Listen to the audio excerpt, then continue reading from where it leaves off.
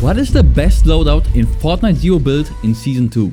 Very recently I made a tier list where I ranked every single item from Season 2, and today we'll go beyond that and once and for all decide which 5 items will make up the dream loadout for Season 2. And no, it will not just be the top 5 items of my tier list, since we will need different types of weapons and items for our dream loadout, of course. We'll work our way from close to mid to long range before we decide what heals/shields or other items we will want. My name is TSK, and on this channel I analyze everything important about Fortnite Zero build gameplay. If you want to improve, this channel is the place to be. My goal is to become the best together with you guys.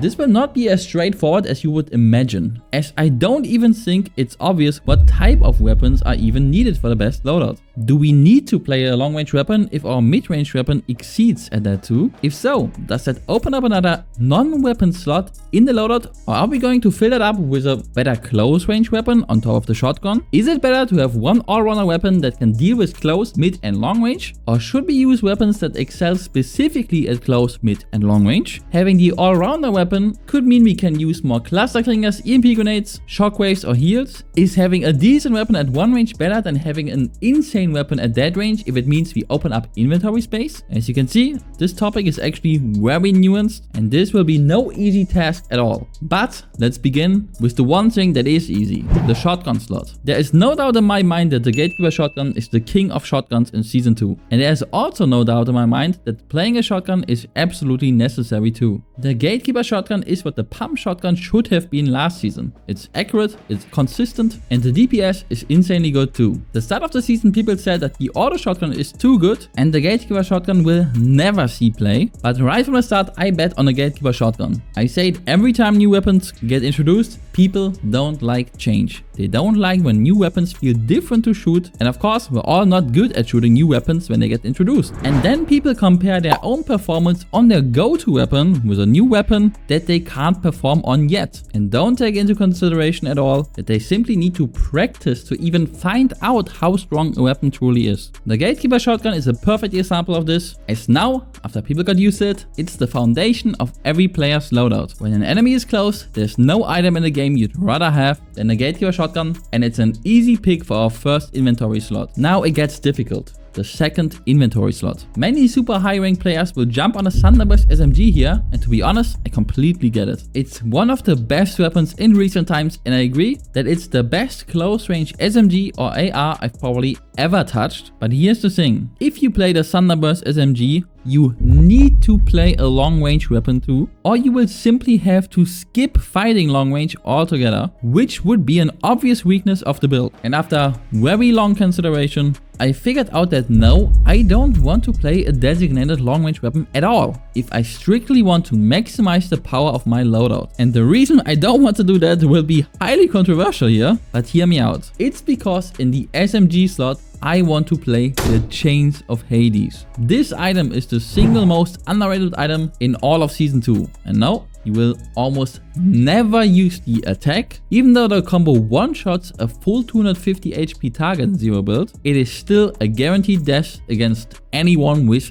hands. I made an in-depth guide on the Chains of Hades, which is the most important video to watch this season, as it will shift the way you play the game drastically. But let me explain the absolute strengths of the Chains of Hades. I made this beautiful animation for you guys in my Chains of Hades video. Let me show you. For duos, trios and squads, you can pretty much insta-eliminate anybody by pulling them into your team, while your team can already start shooting while the enemy is being dragged. This will literally eliminate anyone within a second or two, because in a squad match, for example, what's the place where you least want to be ever? In the center of a full squad. This is literally stronger than a sniper headshot, as a sniper headshot will only knock an enemy, and especially in squads, enemies will often be able to get them back up.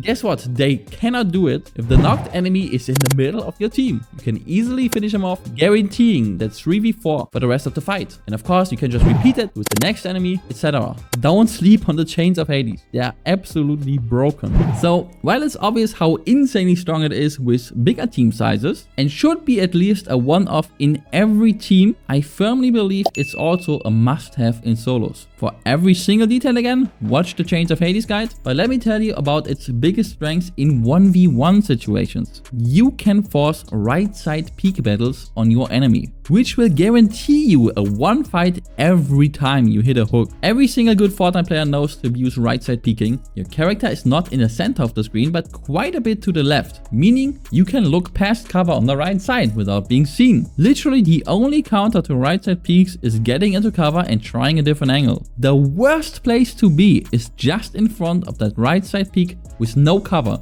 And guess what? With the Chains of Hades, you can force this situation over and over. This also circumvents the biggest weakness of the Chains of Hades, the wind-up. Do the wind-up behind cover, quickly peek, pull the enemy in front of your cover, switch to the shotgun and ruin the match. I promise you, your enemy will be raging behind their screen of how unfair this fight went. If you do it right, they won't even be able to shoot you at all. I know there's many Chains of Hades haters in Fortnite, but please explain to me how this play is not absolutely broken. And even worse, a way for weaker players to destroy players way above their skill level. Really think about what this means for an item. And trust me, the Chains of Hades do way more than just that. If you're interested in playing it now, honestly, just go watch the guide. And the reason I'm skipping the Thunderburst SMG is that water banning exists for our third slot. If it didn't, I would probably say go play the Thunderburst SMG plus the Hunter CMR / the sniper rifle. However, water bending is also insanely good at long range, while being 95% as good as the Thunderburst SMG in close range. Yes, I do actually think the Thunderburst is better than water bending in close range, even if it's close. But again, water bending allows us to skip a full inventory slot, and it's just good at everything. So the question you should ask yourself after what I just said to you about the Chains of Hades is the Thunderburst SMG better than having water bending and the Chains of Hades? And I can confidently say no.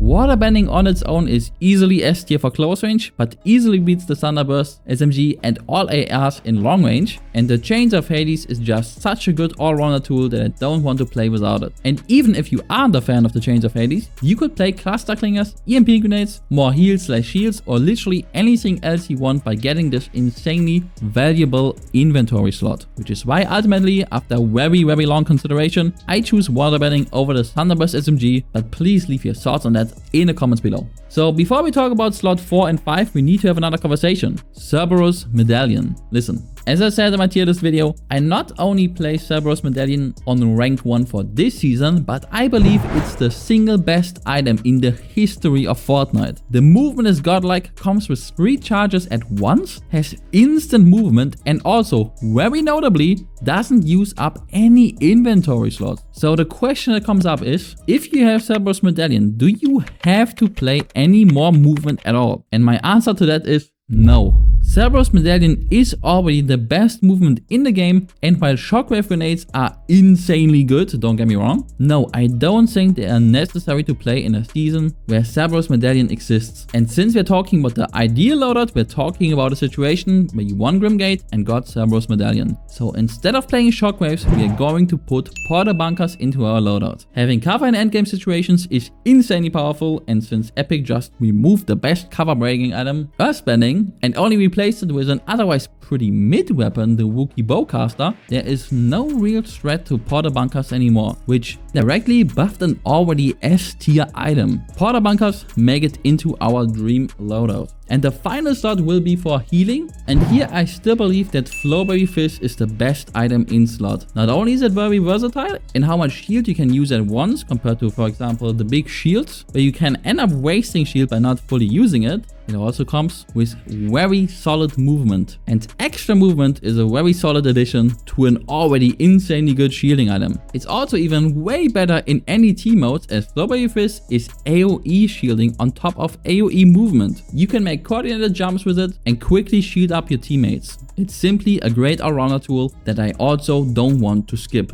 And with this, the loadout is complete. Before sitting down and really thinking about it, my loadout was the Gatekeeper Shotgun, Thunderburst SMG, Huntress DMR, Shockwave Grenades and Flowberry Fizz, and bonus Cerberus Medallion. And now after playing for 2 months and analyzing everything in depth, it's Gatekeeper Shotgun, Chains of Hades, water bending, portal bunkers and Flowberry Fizz, and again bonus Cerberus Medallion. This build is so insanely versatile and good at everything, but it requires a lot of skill and practice. Mastering the Chains of Hades, Porter Bunkers, the crazy movement you get from Flowberry Fist plus Cerberus Medallion combo, and even simply aiming waterbending correctly. But this is it. This is my dream loadout. Please share your dream loadouts in the comments below, and if you can, explain to me why you choose different items over the items I picked. Can really understand if people wanna have the Sniper's SMG plus Sniper Rifle / Hunter's DMR combo and build their loadout around that. But let me know everything you're thinking. If you enjoyed the video, appreciate the effort, or just want to help me out as a creator, leave a like and subscribe, and I'll catch you guys in the next video.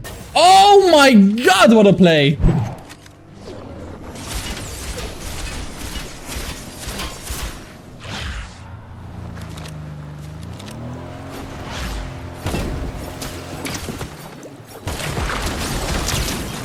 Hey, just destroying kids right now, dude, honestly.